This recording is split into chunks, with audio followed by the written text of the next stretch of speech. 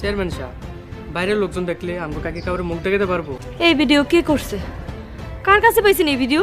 মরিয়ম যেটা করতেছে এটা তোর করার কথা ছিল। বড় ভাইয়া, কাজের মায়া নিয়ে মাখামাখি করলে তুমি খুশি হইতা?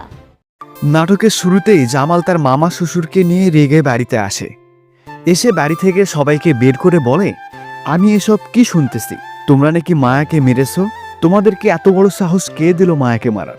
সাথে সাথেই মায়ার মামি জবাব দিল, আমরা তো মায়াকে মারিনি, সে তোমাকে মিথ্যা বলেছে। মায়ার মামি এসব বলার কারণ মায়ার মামিকে বাড়ির লোকজন 10,000 টাকা দিয়ে তাদের পক্ষে কথা বলার জন্য বলেছে, কারণ মায়ার মামি ছিল খুবই টাকার লোভী। এইদিকে মায়ার মামা খুবই সরল এবং সোজা মানুষ ছিল। মায়ের মামা টাকার লোভ না করে মায়ের পক্ষে ছিল।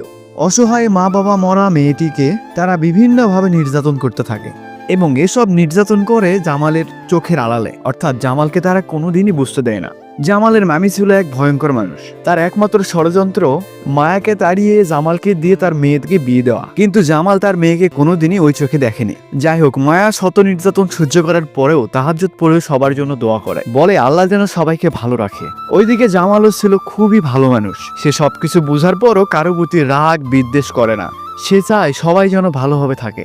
এদিকে বাড়িতে জামালের নতুন মামা এবং মামির আগমন ঘটেছে, তার সাথে এসেছে তাদের মেয়ে। এই মেয়েটি মূলত জামালকে অনেক পছন্দ করে, এই জন্য জামালের সঙ্গে ভাব জমার চেষ্টা করে, কিন্তু জামাল তাকে পাত্তা দেয় না।